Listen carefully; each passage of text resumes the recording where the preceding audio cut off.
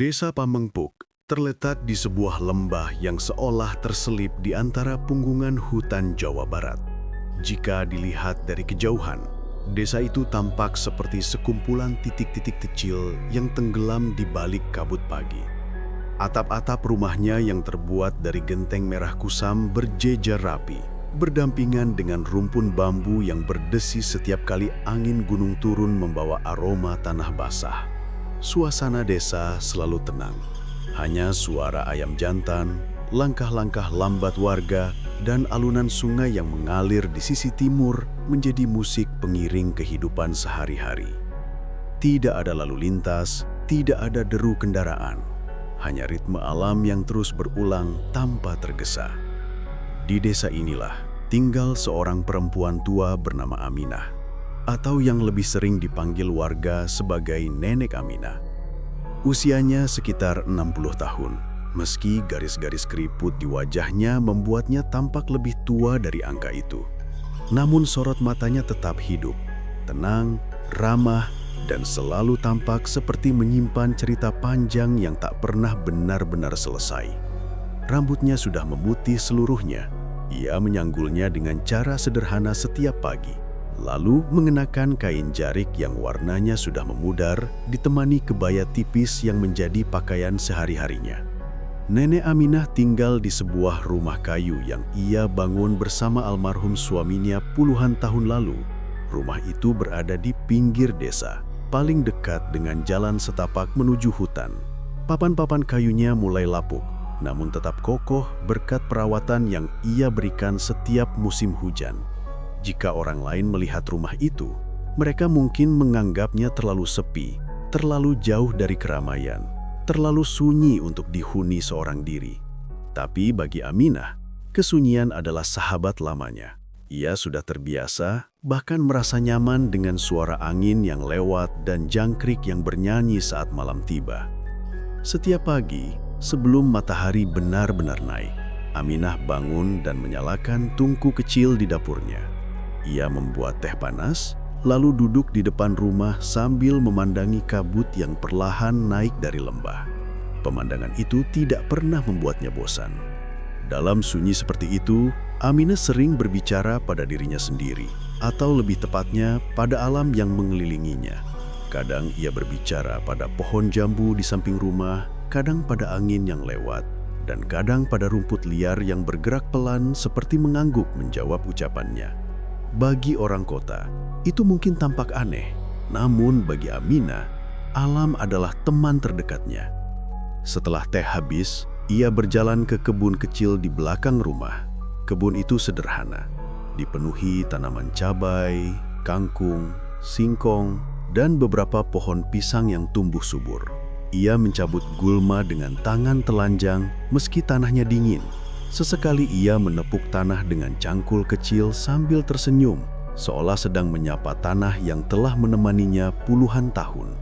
Disinilah sebagian besar hidupnya berjalan, di antara tanaman yang ia rawat sejak masih menjadi seorang istri muda, jauh sebelum kesepian menjadi bagian dari rutinitasnya. Suaminya sudah lama meninggal, disusul oleh dua anaknya yang merantau namun tak pernah kembali.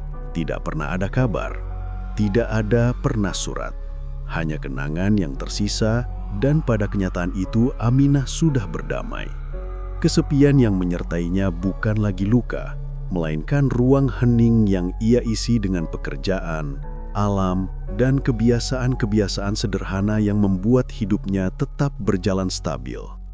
Setelah merapikan kebun, Aminah pergi ke pasar desa dengan membawa beberapa ikat kangkung atau cabai merah hasil panennya. Ia hanya berjualan kecil-kecilan sekadar untuk membeli beras atau garam. Setiap orang di desa mengenalnya sebagai perempuan tua yang lembut, jarang bicara kecuali ditanya, dan selalu menolak jika ada yang menawarkan bantuan terlalu banyak. Bukan karena sombong, tetapi ia terbiasa mandiri. Warga pun menghormati itu. Biasanya setelah pulang dari pasar, Aminah akan berjalan ke mata air di dalam hutan. Ada jalur kecil yang menghubungkan belakang rumahnya ke area hutan, jalur yang sudah dihafalnya sejak muda. Mata air itu jernih, dingin, dan terletak di bawah pohon-pohon tua yang akarnya mencengkram tanah seperti penjaga yang tidak pernah tidur. Ia membawa kendi tanah liat, berjalan perlahan sambil menikmati suara dedaunan yang bergesekan. Kadang ia berhenti di tengah hutan hanya untuk mendengarkan gumaman sungai kecil atau melihat burung-burung yang terbang rendah. "Hari ini tenang sekali ya," gumamnya pada pepohonan. Angin pun seperti sedang malas. Ia tersenyum sendiri. Tidak ada yang menjawab, tapi alam seakan memberikan balasannya sendiri melalui suara desir angin yang menyentuh daun-daun di atasnya. Meski tinggal sendirian, Aminah tidak pernah benar-benar merasa asing. Ia memahami hutan, begitu pula sebaliknya. Ada saat-saat ketika ia merasakan sesuatu dari balik pepohonan, seolah ada kehidupan lebih dalam yang tidak terlihat, tapi ia tidak pernah merasa takut. Baginya, hutan adalah bagian dari rumah, sama seperti dapur atau kebunnya. Saat matahari mulai turun, Aminah menutup hari dengan duduk di beranda rumah sambil merendam kakinya dalam baskom berisi air hangat. Di saat-saat seperti itu, ia merasakan seluruh hidupnya mengalir pelan, tanpa hiruk-pikuk. Tanpa kejutan besar, hanya keseharian yang berulang dengan ritma yang sama. Kesunyian menjadi selimut yang menenangkan.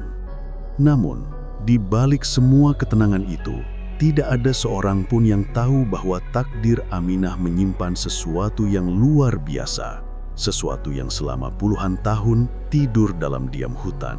Desa yang tenang itu, rumah kecil di pinggir jalan setapak, hutan yang seolah ramah, semuanya kelak menjadi saksi dari kisah yang tidak pernah dibayangkan siapapun. Untuk saat ini, kehidupan Aminah berjalan seperti biasa, damai, sederhana, dan sunyi. Tapi justru di dalam sunyi yang panjang itulah sebuah kisah besar menunggu untuk terbangun.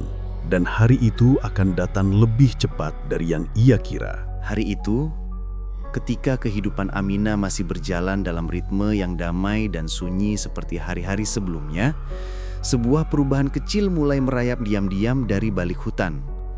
Setelah menutup sore dengan obrolan lirih bersama angin dan dedaunan, ia memutuskan untuk pergi mengambil air lebih awal esok paginya.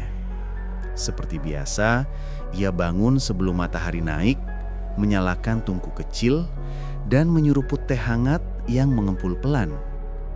Namun, ada perasaan samar di dalam dirinya.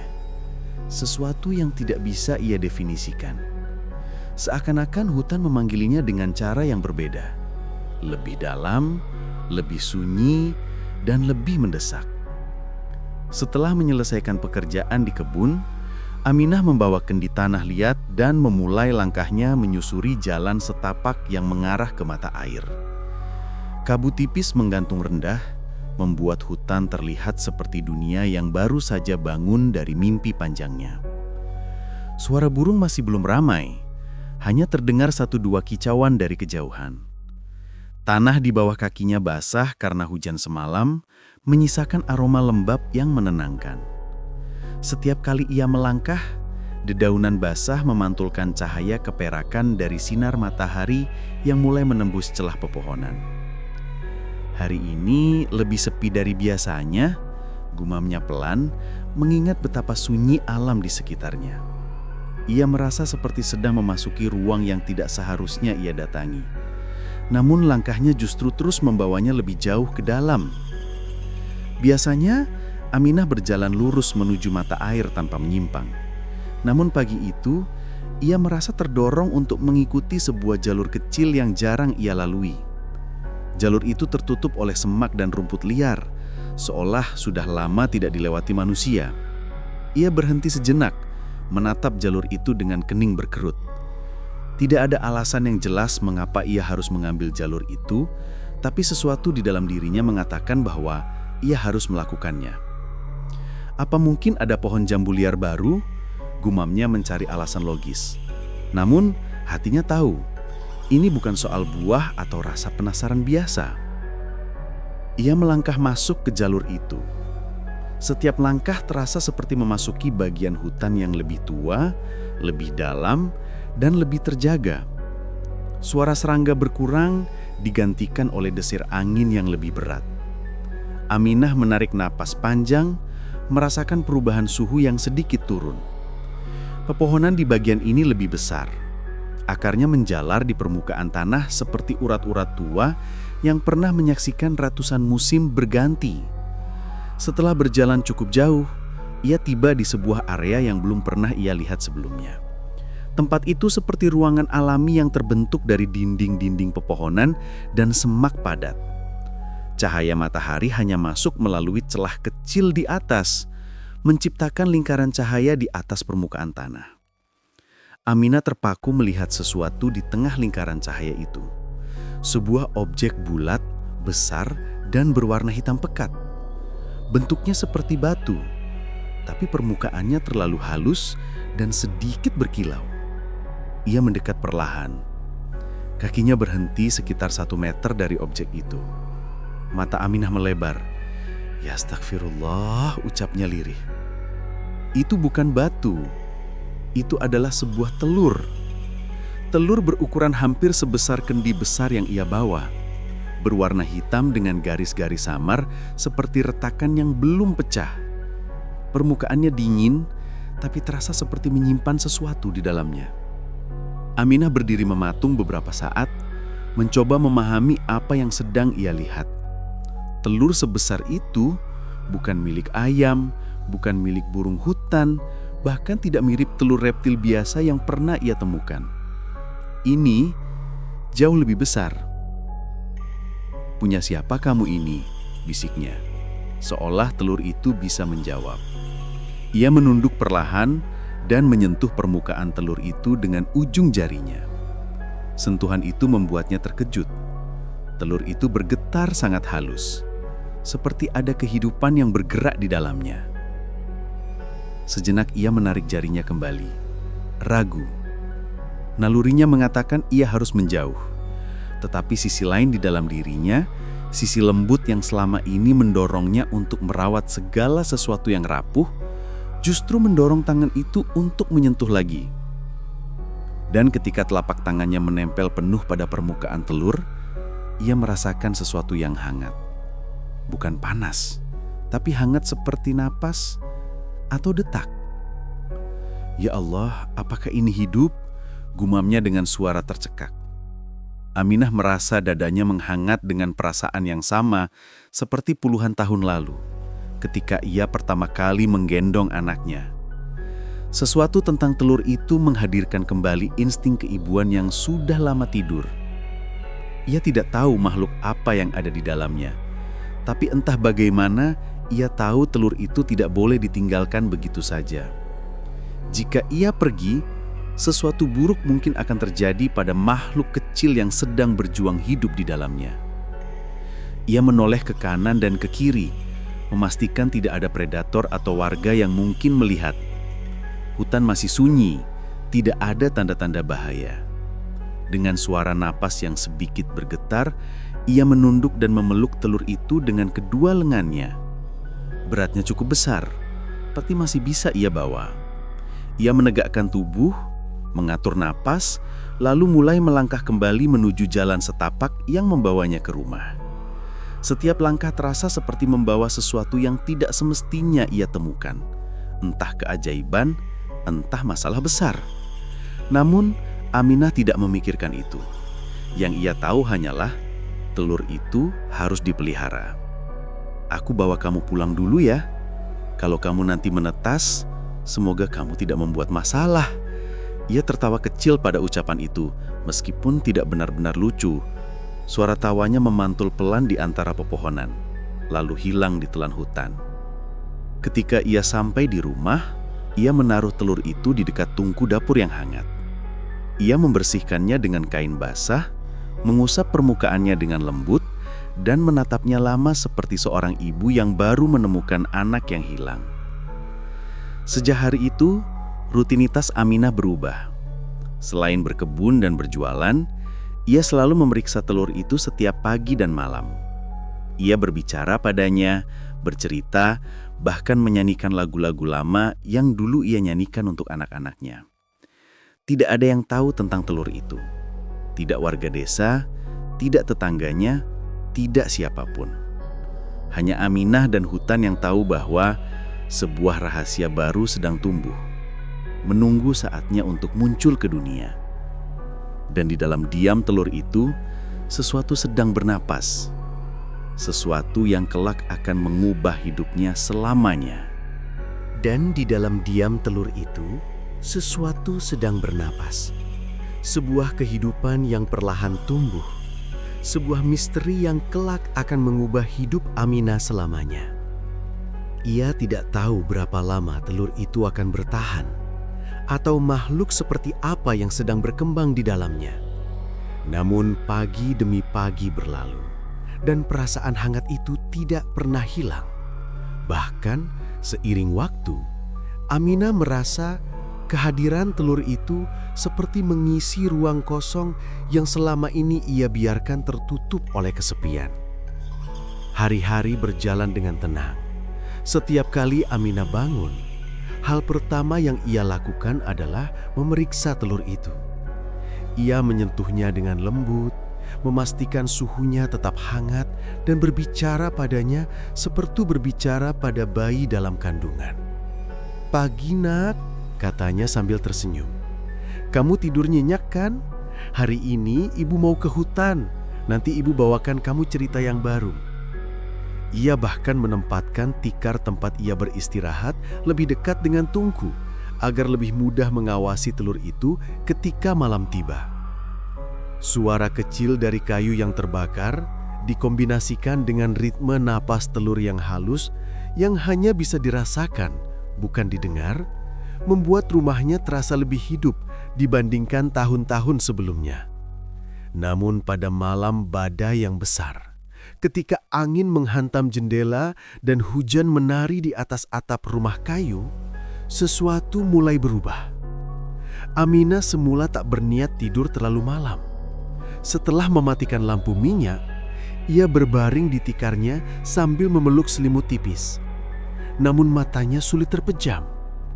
Badai malam itu berbeda, lebih keras, lebih gaduh, dan seolah membawa firasat tertentu. Di sela suara angin yang meraung, ia mendengar sesuatu dari sudut dapur. Suara yang sangat pelan, seperti retakan kecil. Aminah membuka mata, menajamkan telinga. Suara itu muncul lagi. Krek, krek. Halus tetapi jelas. Ia langsung bangun dari tikarnya dengan jantung berdebar pelan. Telur itu bergerak. Ia meraih lampu minyak dan mendekati tungku dapur. Cahaya temaram lampu menyorot permukaan telur yang terlihat bergetar-getar halus. Aminah berjongkok, menahan napas. "Ya Allah, sudah waktunya?" bisiknya hampir tidak percaya. Retakan kecil muncul di permukaan telur, merayap seperti garis halus yang memecah warna hitamnya. Lalu retakan itu bertambah panjang. Suara retakan semakin jelas, seolah menembus suara hujan yang menghantam atap rumah. Aminah menunduk lebih dekat, lampu minyak di tangannya bergoyang karena gemetar. "Tenang nak, ibu di sini," katanya pelan, mencoba menenangkan dirinya sendiri lebih daripada menenangkan makhluk di dalam telur itu. Gerak telur terangkat sedikit seperti ada sesuatu dari dalam yang mendorongnya dengan tenaga kecil namun kuat. Sebuah celah terbuka, memperlihatkan kilau berwarna hijau samar. Aminah berkedip, tidak yakin apa yang dilihatnya. Makhluk itu terdengar mengeluarkan suara lirih, suara yang bukan tangis, bukan geraman, tetapi seperti bisikan napas pertama setelah lama tertahan. Lalu tiba-tiba, potongan kulit telur itu pecah sedikit lebih lebar, mengungkapkan kepala kecil berwarna hitam legam. Kepalanya basah dan berkilat karena cairan telur. Matanya, dua bulatan kecil berwarna hijau zamrud, berkedip lambat, memandang langsung ke arah Aminah. Aminah mematung. Napasnya tercekat. Bukan karena takut, tetapi karena rasa takjub yang memenuhi dadanya seperti gelombang hangat yang menerjang seluruh tubuhnya. Makhluk itu jelas seekor reptil, tetapi bukan reptil biasa.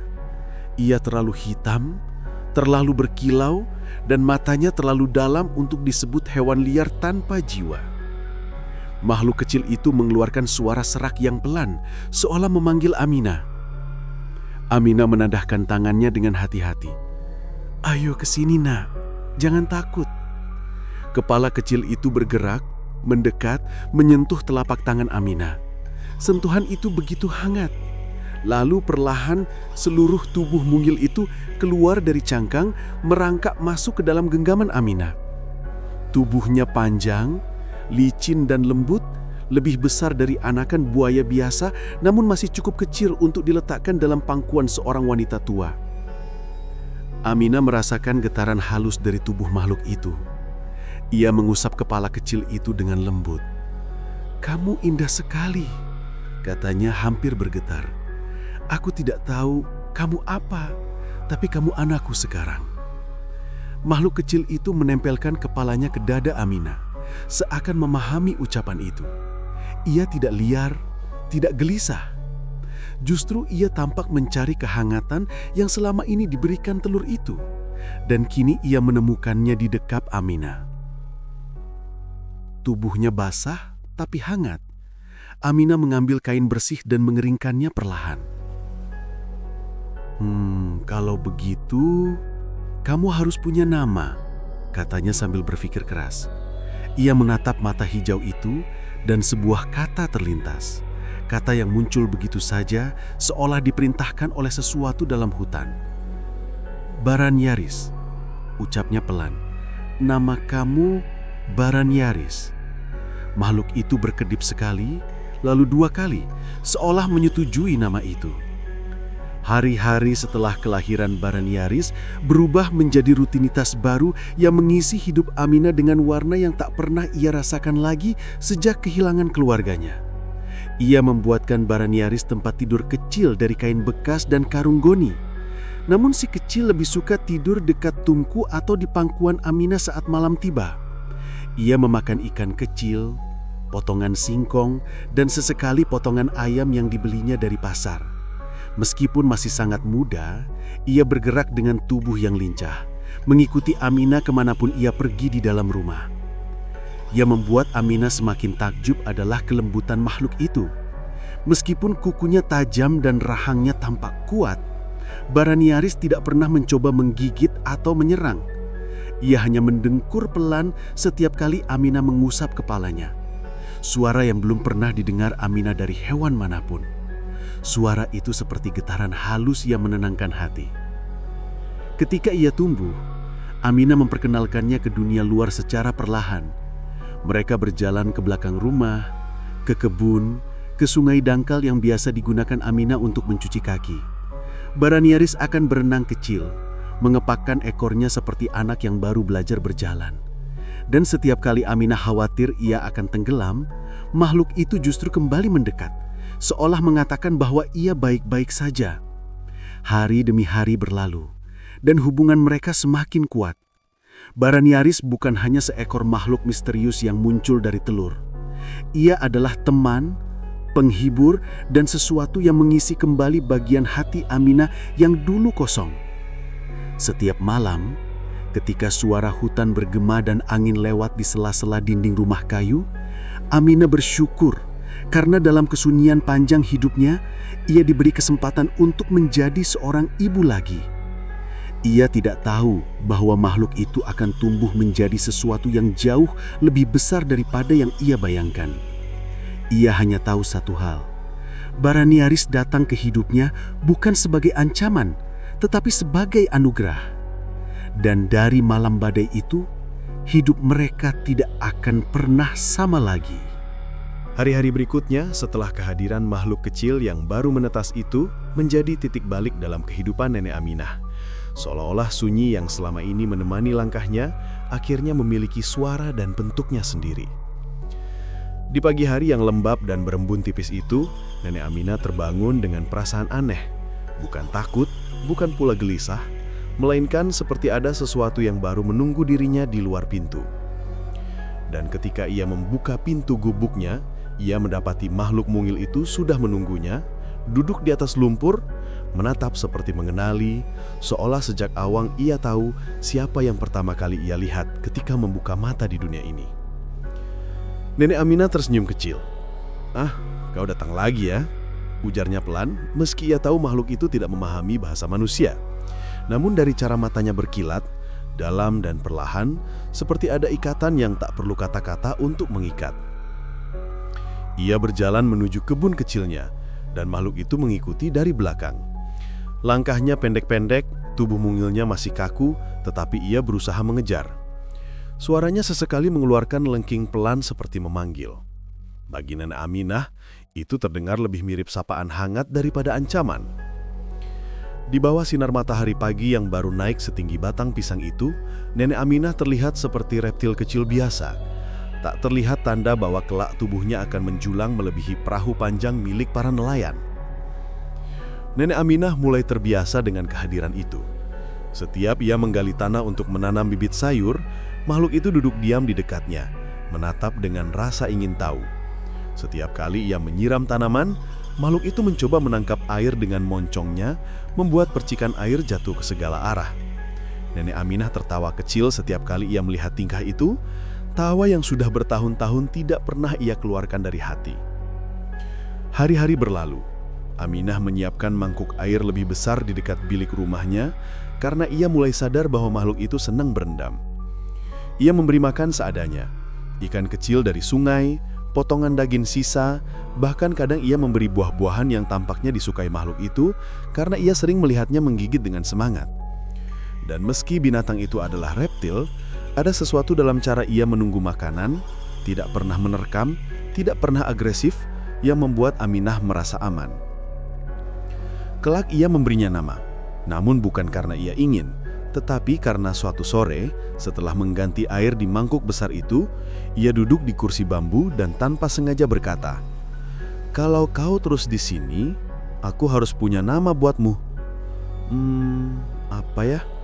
Baranyaris? Tidak tahu kenapa itu muncul, tapi rasanya cocok. Makhluk itu mendongak mengeluarkan suara pelan seperti gumaman. Nenek Aminah mengangguk sambil tertawa. "Nah, cocok berarti. Mulai sekarang, kau Baranyaris." Hari semakin berlalu dan Baranyaris tumbuh lebih cepat dari yang Nenek Aminah bayangkan. Dalam hitungan minggu saja, tubuhnya yang awalnya sebesar lengan, kini sudah mencapai panjang hampir 1 meter. Kulitnya mulai mengkilat, hitam pekat dengan semburat kehijauan yang tampak jelas di bawah sinar matahari. Ekornya makin kuat dan ia sering mengepak-ngepakkan ekor itu sambil bermain di kubangan air kecil yang dibuatkan Nenek Aminah khusus untuknya. Setiap pagi, hubungan mereka seperti semakin dalam. Aminah menyapu halaman dan Baranyaris akan menunggu dekat pintu. Ketika Aminah menuju mata air di dalam hutan, Baranyaris mengikuti dari kejauhan, tidak terlalu dekat agar tidak mengganggu jalannya, tetapi tidak pula cukup jauh hingga kehilangan sosok perempuan tua itu dari pandangan. Seolah ia merasa bertanggung jawab untuk memastikan Aminah tidak sendirian, atau mungkin Aminahlah sosok yang satu-satunya ia kenal sebagai keluarga. Namun kedekatan itu tidak berarti semuanya berjalan mulus. Aminah mulai menyadari bahwa ia tidak lagi bisa membawa Baranyaris ke tempat-tempat tertentu. Suatu sore, ketika ia mencoba mengajak Baranyaris berjalan ke kebun lebih jauh, reptil itu mengeluarkan suara rendah seperti keberatan. Ia enggan keluar dari area yang teduh. Ia lebih nyaman di dekat air atau tanah berlumpur. Aminah mulai menyadari bahwa Baranyaris, meski jinak, tetaplah hewan liar. Dunia mereka berbeda, tetapi entah bagaimana saling mengisi kekosongan. Hari demi hari, ukuran tubuh Baranyaris bertambah pesat. Aminah menghitung-hitung dalam hati, mungkin ini baru beberapa bulan sejak ia menemukannya menetas, tetapi tubuhnya kini sudah hampir sebesar karung beras besar. Pergerakannya pun semakin mantap, dan moncongnya mulai menampakkan bentuk yang lebih tajam, lebih tegas. Namun mata itu, mata yang membuat Aminah jatuh hati sejak detik pertama, tetap lembut. Setiap kali ia menatap Nenek Aminah, seolah ada pengakuan dalam tatapan itu, "Kau ibu bagiku." Malam-malam berlalu dengan damai. Baranyaris tidur di luar rumah di kubangan air yang kini semakin besar. Ia mendengar napasnya yang berat dan dalam, seperti dengung rendah yang mengisi keheningan malam. Alih-alih merasa takut, suara itu justru membuat ia merasa lebih aman. seolah ada penjaga yang selalu waspada di dekatnya. Namun perubahan selalu datang perlahan, seperti kabut yang merayap dari balik pohon gelap sebelum akhirnya menutupi seluruh desa. Bara nyaris tumbuh, dan Aminah tahu bahwa suatu hari ia tidak bisa lagi menyembunyikannya dari dunia luar. Namun saat itu belum tiba. Untuk saat ini, ia hanya ingin menikmati setiap detik kebersamaan mereka. Hari-hari sederhana yang penuh tawa, canda, dan kehangatan yang tidak pernah ia bayangkan muncul dari seekor makhluk yang biasanya ditakuti manusia.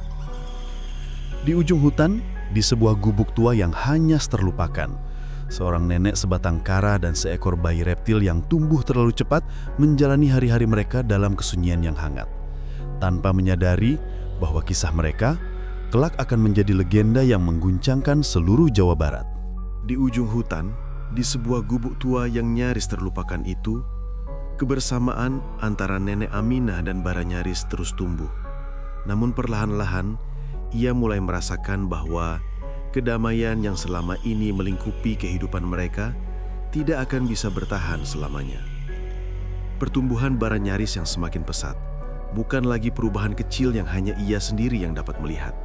Kini, setiap hari terasa seperti perlombaan antara waktu, ukuran tubuh Bara Nyaris, dan kemampuan Aminah untuk tetap menyembunyikan keberadaannya dari dunia luar. Beberapa bulan berlalu, dan tubuh Bara Nyaris kini telah melampaui panjang tubuh Aminah sendiri. Ekornya mampu menyapu tanah seperti sapu raksasa, meninggalkan jejak yang sulit untuk dihapus. Kulitnya berubah semakin tebal, menghitam, dan berkilau seperti batu yang basah setelah hujan. Setiap kali ia bergerak, tanah bergetar halus seolah hutan turut menyadari bahwa sesuatu yang besar tengah tumbuh di sana. Aminah mulai semakin berhati-hati. Ia tidak lagi membawa Bara Nyaris keluar terlalu jauh. Ia menjaga agar ia tetap diam di sekitar rumah, memandikannya di kubangan air yang kini ia perbesar sedikit demi sedikit, dan memastikan bahwa suara gesekan tubuh reptil raksasa itu tidak terdengar sampai luar batas pepohonan. Namun semakin ia berusaha menyembunyikan, semakin terasa bahwa waktu yang diberikan padanya tidaklah banyak.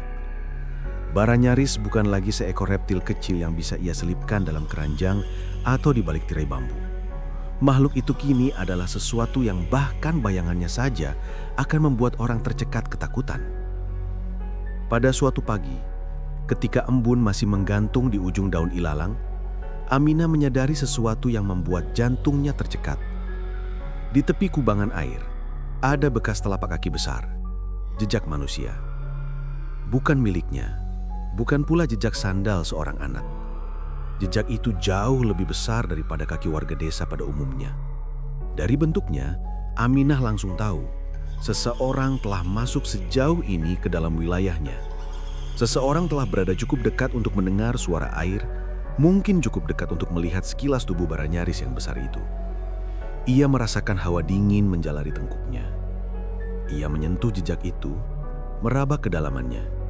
Jejak itu belum lama ada, mungkin hanya 2 atau 3 jam sebelumnya. Dan itu berarti seseorang telah mengikuti jejak yang ditinggalkan Bara Nyaris.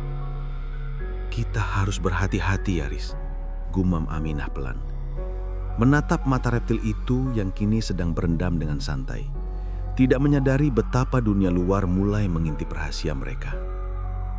Namun, rahasia betapapun dijaga, selalu mencari celah untuk keluar. Dan celah itu muncul pada hari ketika Aminah pergi mengambil air di mata air hutan.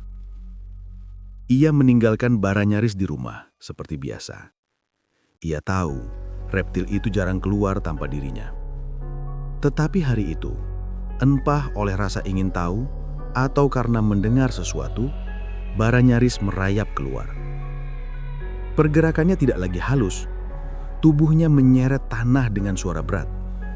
Dan sayangnya, suara itu terdengar sampai ke telinga seseorang yang tidak seharusnya mendengarnya. Ujang, salah satu pemuda desa yang sering berburu burung. Ia berada tidak jauh dari batas hutan, mengintai suara misterius itu. Ketika Aminah kembali, ia mendapati Ujang berdiri kaku beberapa meter dari kubangan air.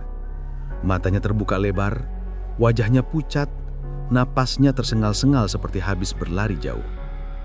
Ia menatap tubuh hitam raksasa yang tengah berdiam tenang, dan tatapan itu mengandung ketakutan yang bercampur ketidakpercayaan. Nek, itu apa? Ujang terbata. Aminah mematung. Ia tahu, inilah saat yang paling ia hindari. Namun ia juga tahu bahwa tidak ada gunanya berbohong. Ia menatap Ujang dengan mata penuh permohonan, berharap pemuda itu bisa melihat apa yang ia lihat selama ini. Bukan monster, bukan ancaman, tapi makhluk yang memerlukan kasih sayang dan perlindungan. Dia Baranyaris, kata Aminah lirih. Dia keluargaku. Namun ketakutan selalu lebih kuat daripada penjelasan. Apalagi berhadapan dengan sesuatu yang begitu besar dan tidak biasa.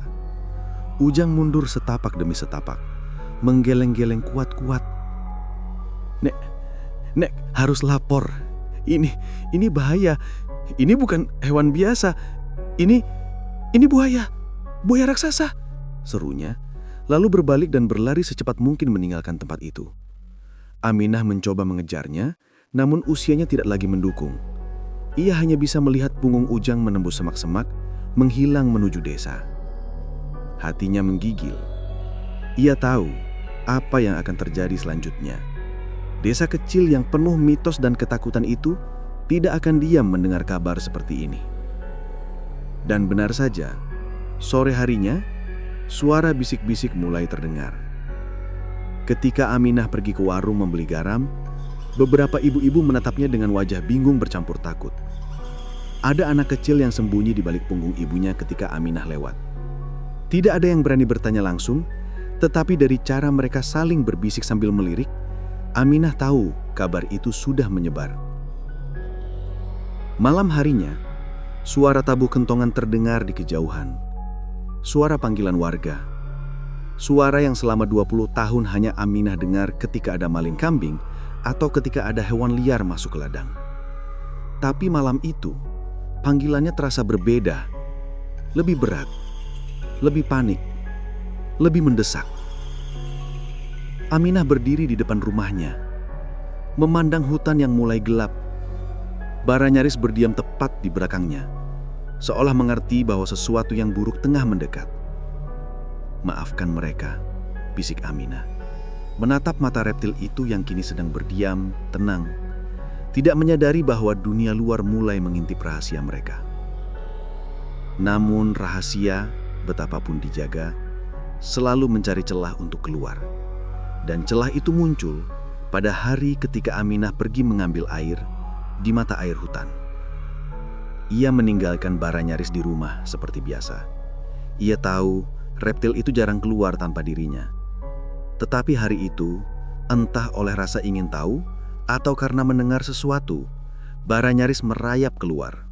Ketakutan itu bukan hanya akan membuat warga desa gelisah, tetapi juga membuka jalan bagi sesuatu yang lebih besar. Sesuatu yang menggerakkan manusia untuk berkumpul, berbisik, dan akhirnya memutuskan tindakan yang tidak pernah terbayangkan sebelumnya. Sejak malam ketika kentongan desa dibunyikan, suasana desa Pameompek berubah seperti kain tipis yang robek oleh angin kencang. Sunyi yang biasanya menyelimuti desa itu seakan hilang, digantikan oleh ketegangan yang menggantung seperti kabut tebal yang tak mau pergi. Di rumah kepala desa, belasan warga berkumpul. Wajah-wajah mereka terlihat tegang, beberapa pucat, beberapa tak berhenti menggigit bibir. Ujang duduk di tengah, menjadi pusat perhatian, meski ia sendiri tampak masih gemetar mengingat apa yang ia lihat. "Saya tidak bohong, Pak," katanya dengan suara bergetar. "Buaya itu besar sekali, lebih besar dari perahu nelayan." Ia menelan ludah keras-keras, suara napasnya terdengar di sela kebisuan ruangan. Dan dia ada di rumah Nenek Aminah. Nama itu membuat suasana ruang rapat kecil itu semakin berat. Nenek Aminah selama ini dikenal sebagai orang baik, meski hidupnya lebih dekat dengan hutan daripada manusia. Warga tidak pernah mempermasalahkannya, tapi kini semua itu terasa seperti bagian dari teka-teki yang lebih besar. Beberapa ibu-ibu mulai berbisik takut, sementara para lelaki saling pandang, mencoba mencari jawaban. "Kita harus memastikan," kata kepala desa akhirnya, suaranya dalam namun ragu. Ini bukan hal kecil. Kalau benar ada buaya sebesar itu, bisa membahayakan seluruh desa. Tapi Nenek Aminah selalu baik, selah seorang ibu. Apa mungkin kalau itu bukan buaya jahat? Itu buaya tetap saja buaya, potong seorang lelaki tua dengan suara keras. Suasana memanas. Ketakutan mencampur adukkan logika dan prasangka. Beberapa lelaki muda mulai menawarkan diri untuk memeriksa hutan pagi berikutnya, membawa bambu dan parang sebagai bentuk kesiapsiagaan. Tidak ada yang berkata lantang ingin menyakiti apapun, tetapi bahasa tubuh mereka mengatakan hal yang berbeda. Mereka takut, dan manusia yang ketakutan cenderung bertindak di luar nalar. Sementara itu, di gubuk kecil di tepi hutan, Nenek Aminah duduk di tangga bambu dengan tangan menggenggam lutut, memandangi kegelapan malam yang terasa lebih pekat daripada biasanya. Baranyaris berbaring di belakang rumah. Tubuhnya menyerupai batu hitam besar yang setengah tenggelam dalam kubangan. Napasnya teratur, tenang, dan berat. Suara yang dulu menenangkan, kini justru mengingatkan betapa sulitnya menyembunyikan makhluk sebesar itu. Nenek Ayaris, Aminah memanggil pelan. Reptil besar itu mengangkat sedikit moncongnya, menatapnya dengan mata bersinar lembut di bawah remang bulan. Kita mungkin akan mendapat tamu besok. Ia tidak tahu apakah Baranyaris mengerti kata-katanya, tetapi reptil itu merundukkan kepala, seolah membaca kegelisahan di wajah Aminah. Itulah hal yang selalu membuat Aminah bingung. Bagaimana mungkin seekor reptil bisa memahami emosi manusia? Tetapi Baranyaris bukan makhluk biasa. Tidak sejak awal, dan kini ia semakin yakin, ia adalah sesuatu yang lebih dari sekedar reptil. Malam itu, Aminah sulit tidur. Setiap suara ranting patah, setiap desir angin, membuat tubuhnya tersentak kecil. Ia membayangkan warga datang dengan ketakutan dan prasangka, mengira bahwa Baranyaris adalah ancaman. Ia tahu mereka tidak bermaksud buruk, tetapi ketakutanlah yang berbicara. Tetapi ketakutan bisa membuat manusia melakukan kesalahan besar. Ketika fajar menyingsing, suara langkah kaki terdengar dari jauh. Tidak lagi sunyi seperti biasanya. Ada banyak orang berjalan bersama, suara daun kering yang diinjak-injak terdengar jelas. "Yaris," bisik Aminah cepat. "Tetap tenang ya, jangan pergi. Jangan muncul kalau bukan aku yang panggil." Baranyaris, besar dan megah dalam diamnya, merayap perlahan ke dalam bayang-bayang pepohonan dekat kubangan, seolah mengerti bahwa ia harus bersembunyi. Bayangnya lenyap di balik semak besar saat suara warga semakin mendekat. Tak lama kemudian, belasan orang muncul di depan gubuk Aminah. Kepala desa berada di depan, memegang tongkat kayu. Di belakangnya para lelaki membawa bambu panjang, parang, dan beberapa obor kecil meski hari sudah terang. "Nenek Aminah," sapa kepala desa dengan suara yang mencoba terdengar ramah, namun tidak bisa menyembunyikan kegugupannya. "Aku tahu," jawabnya lembut. "Masuklah, tidak ada yang perlu disembunyikan." Mereka saling pandang. Beberapa lelaki muda tampak ragu mendekat, tatapan mereka berkeliling mencari tanda-tanda keberadaan makhluk raksasa. Aminah mengangkat tangan. "Aku tahu yang kalian dengar. Memang ada sesuatu di sini, tapi dia tidak berbahaya." "Buaya tetap saja buaya, Nek," kata Ujang. Suara masih bergetar. "Saya lihat sendiri besarnya. Itu tidak wajar." Aminah menatapnya penuh empati. "Ujang, kau melihatnya, tapi kau tidak melihat hatinya. Kau hanya melihat tubuhnya." "Buaya tidak punya hati seperti manusia," balas seorang pemuda lain dengan suara meninggi. Ketegangan semakin terasa. Udara seperti menahan napasnya sendiri. Aminah tahu ia harus membuat keputusan cepat. Menyembunyikan Baranyaris hanya akan membuat warga semakin curiga, tetapi memperlihatkannya tanpa persiapan juga berisiko besar, menimbulkan kepanikan. Setelah hening panjang, Aminah berkata pelan, "Aku akan panggil dia. Tapi kalian harus janji, jangan melukai dia. Tidak untuk alasan apapun." Beberapa lelaki menegang. Kepala desa mengangkat tangan, memberi tanda agar semua menurunkan bambu mereka. "Kita tidak datang untuk menyerang, hanya untuk memastikan," katanya.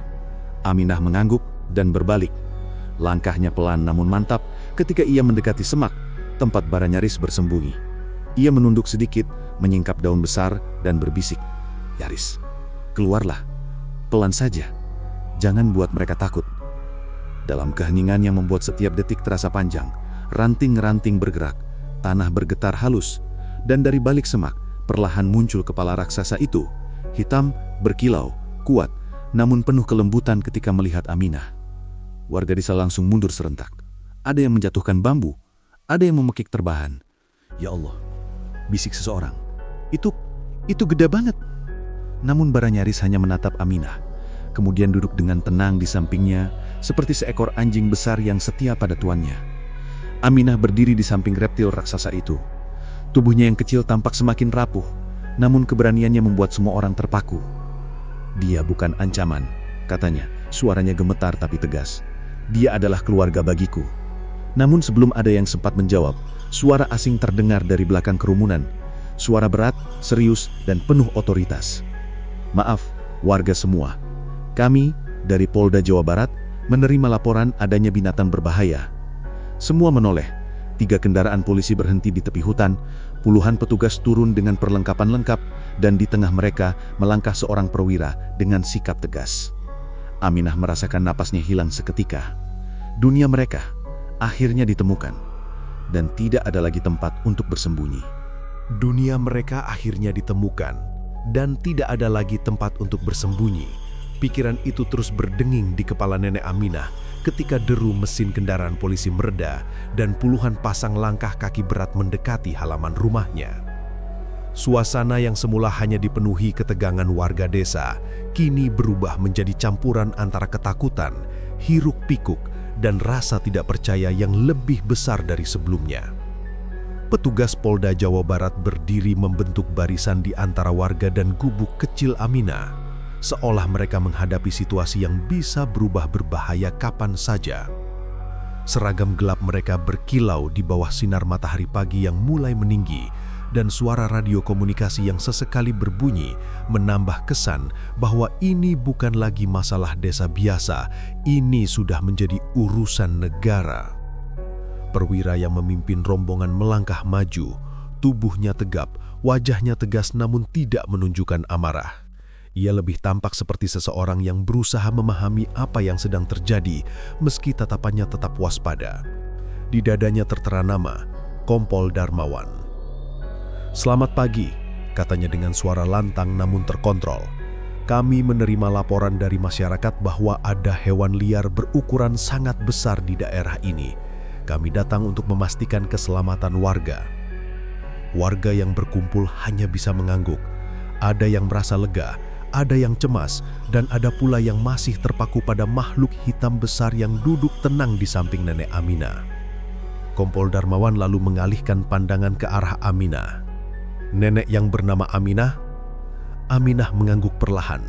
Ia berdiri tegak meski tubuhnya gemetar. "Saya, Pak." "Terima kasih sudah tenang," ujar Darmawan dengan nada sopan yang mengejutkan warga. "Bisakah nenek jelaskan apa sebenarnya hewan ini?" Pertanyaan itu sederhana namun begitu sulit dijawab. Aminah menatap Baranyaris yang kini merunduk pelan, tidak menunjukkan agresi sedikit pun. Ia kemudian menarik napas panjang. "Dia Baranyaris," kata Aminah. "Saya menemukannya menetas dari telur di hutan. Saya merawatnya sejak kecil." Warga mulai berbisik, namun Kompol Darmawan mengangkat tangan untuk menenangkan mereka. "Baik," katanya. "Tapi dari apa yang saya lihat, ini buaya, dan ukurannya sudah melebihi ukuran buaya manapun yang pernah saya ketahui. Dia tidak mengganggu siapapun, dia tidak pernah menyerang." Sejenak suasana hening, para petugas berpandangan satu sama lain. Mereka jelas tidak ingin menyakiti siapapun, manusia maupun hewan, tetapi mereka juga tidak bisa menutup mata terhadap risiko yang ada. "Buaya adalah predator," kata Darmawan dengan hati-hati, "dan makhluk sebesar ini bisa mengancam keselamatan warga tanpa disengaja sekalipun. Kami harus menilai situasinya secara objektif." Aminah menggeleng tegas. "Tidak, dia tidak akan menyakiti siapapun. Dia seperti anak saya sendiri." Pernyataan itu membuat beberapa petugas mengerutkan kening, sementara warga saling tatap antara kasihan dan takjub. Namun sebelum suasana semakin memanas, suara keras dari salah satu petugas meledak. "Komandan, dia bergerak!" Semua mata langsung tertuju pada Baranyaris. Reptil raksasa itu memang menggerakkan kepalanya perlahan, bukan untuk menyerang, namun karena ia merasa banyak orang asing menatapnya dengan tatapan penuh ancaman. Baranyaris mengeluarkan suara rendah, dengungan berat yang menggema di dada setiap orang yang mendengarnya. Beberapa warga menjerit, para pemuda mundur dengan cepat, Petugas refleks menurunkan posisi tubuh dan bersiap jika kondisi berubah buruk. "Tenang!" seru Aminah cepat sambil mengangkat kedua tangannya ke arah petugas maupun Baraniaris. Dia hanya gelisah, dia tidak menyerang. Aminah lalu melangkah lebih dekat ke arah reptil itu. Baraniaris menundukkan kepala, menggosokkan moncongnya pada kaki Aminah seperti mencari kenyamanan. Adegan itu membuat banyak orang terperangah. Bagaimana mungkin binatang sebesar itu begitu jinak kepada manusia? Kompol Darmawan memperhatikan dengan seksama. Tatapannya berubah, tidak lagi sekedar waspada, namun kini mengandung keraguan. Ia belum pernah melihat hubungan manusia-hewan seperti itu. Ini bukan sesuatu yang dapat dijelaskan dengan laporan resmi. Ini sesuatu yang luar biasa. Namun ia tetaplah seorang perwira yang harus menjalankan tugasnya. "Nenek Aminah," katanya pelan namun tegas, "apapun hubungan nenek dengan hewan ini, kita tetap harus melakukan penilaian. Kami tidak akan bertindak gegabah. Tapi diperlukan observasi, evaluasi, dan mungkin tindakan penanganan lebih lanjut." Aminah menatapnya dengan mata yang perlahan berair. "Maksud Bapak, kalian ingin mengambilnya, membawa Baraniaris pergi?" "Kami belum memutuskan, tapi kami harus mengamankan situasi." Beberapa petugas mulai memasang pembatas kuning, garis polisi, di tepi halaman, memisahkan warga dari area sekitar Baraniaris. Suara gesekan plastik kuning itu terdengar seperti pengumuman bahwa hidup Aminah tidak akan kembali ke keadaan semula. Sementara petugas menata area, warga mulai berbisik lebih keras. Ada yang mengatakan buaya itu harus dipindahkan. Ada yang takut kalau ia akan mengamuk. Ada pula yang kasihan melihat Aminah sendiri harus berhadapan dengan polisi dan desakan masyarakat. Di tengah hiruk-pikuk itu, Baraniaris mengeluarkan suara rendah lagi, lebih panjang, lebih dalam. Suara itu tidak marah, tapi sedih. Seperti ia merasa bahwa manusia yang dulu menjadi lingkar kecil dunianya, kini membawa ancaman yang tak ia pahami. Aminah mengelus kepalanya dan berbisik, "Sabar Yaris, ibu di sini." Namun rasa perih di hatinya semakin mendalam ketika ia melihat bagaimana petugas bersiap dengan peralatan penenang, jaring besar dan tongkat panjang. Walau belum digunakan, melihatnya saja sudah membuat Aminah merasa seolah mereka akan merenggut keluarganya. Kompol Darmawan lalu mendekat lagi. "Nenek Aminah, saya membutuhkan bekerja sama dengan nenek. Kami tidak ingin membahayakan siapapun, termasuk hewan ini." Aminah menatapnya, matanya lembut namun terluka. "Tolong, jangan lukai dia. Kami akan lakukan yang terbaik. Namun, yang terbaik bagi pihak berwenang tidak selalu sama dengan yang terbaik bagi seorang ibu. Bahkan jika ibu itu bernama Aminah dan anaknya adalah seekor buaya raksasa." Ketegangan itu belum puncak, karena sementara polisi mulai menyiapkan laporan dan peralatan tambahan, salah satu warga diam-diam merekam semuanya dengan ponsel. Video itu akan menyebar dalam hitungan jam, membawa nama Baraniaris dan Nenek Aminah jauh melampaui batas desa, masuk dalam layar-layar yang tak terhitung jumlahnya. Dan dunia luar tidak selalu datang dengan pengertian. Kadang ia datang dengan syok, sensasi, dan tuntutan yang lebih mengerikan daripada yang dibayangkan siapapun di desa Pameumpek. Desas-desus itu terus bergema di kepala para warga, dan dari sanalah segalanya mulai berubah.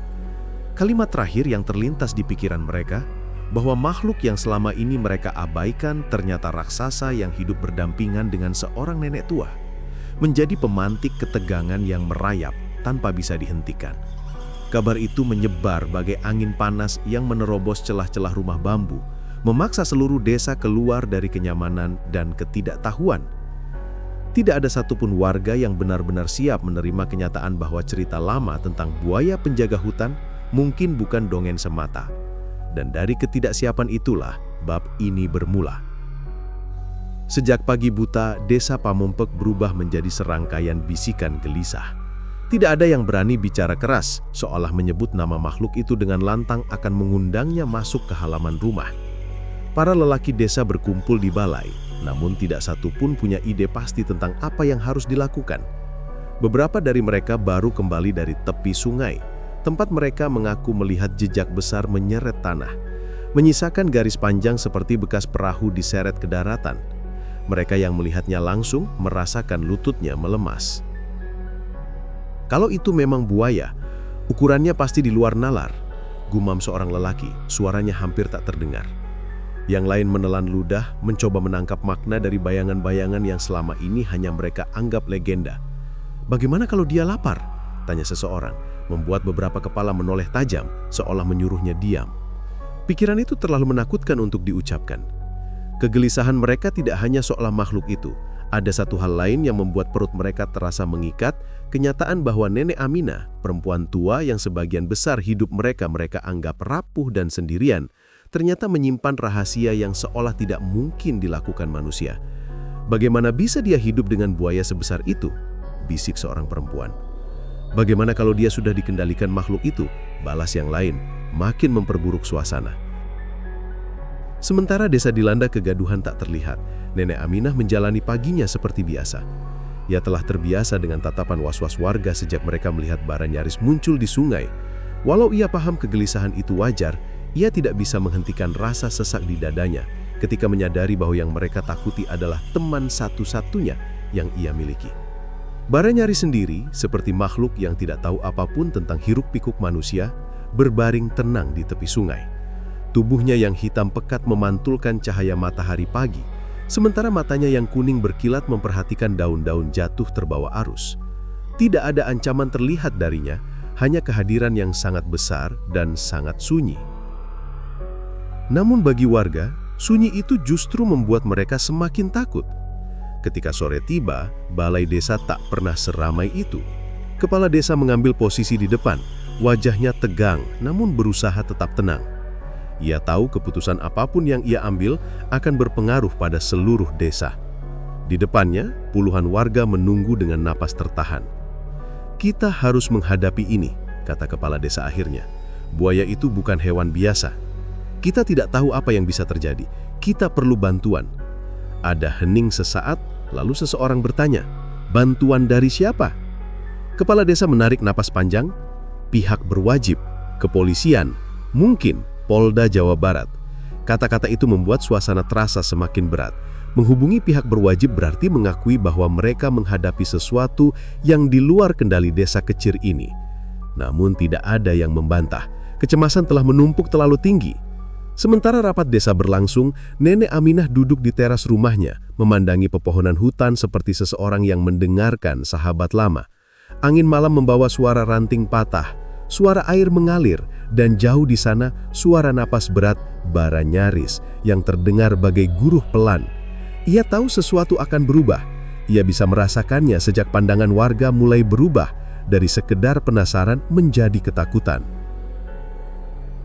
"Aku tidak ingin menghilangkan kamu," bisiknya lerih. Meski ia tahu bara nyaris tak akan menjawab. Tetapi seperti biasa, buaya besar itu mengangkat kepalanya sedikit, mata kuningnya menatap ke arah rumah, seakan mengerti. Di tengah malam yang hening, kepala desa akhirnya mengetuk pintu rumah seseorang yang memiliki telepon satelit. Butuh waktu lama untuk menghubungi pihak yang tepat, namun akhirnya laporan itu disampaikan. Ada buaya raksasa di desa terpencil dan warga merasa terancam. Suaranya hampir bergetar ketika menjelaskan bahwa makhluk itu hidup bersama seorang perempuan tua. Di ujung sana, operator kepolisian sempat terdiam.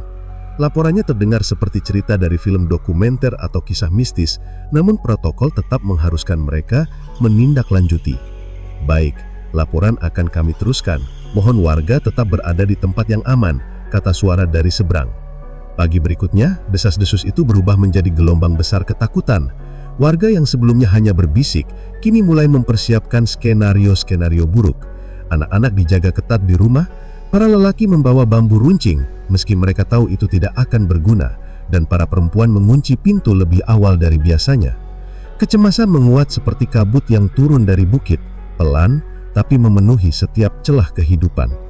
Ketika kabar bahwa pihak Polda Jawa Barat akan datang mulai menyebar, desa makin gelisah. "Apa yang akan mereka lakukan?"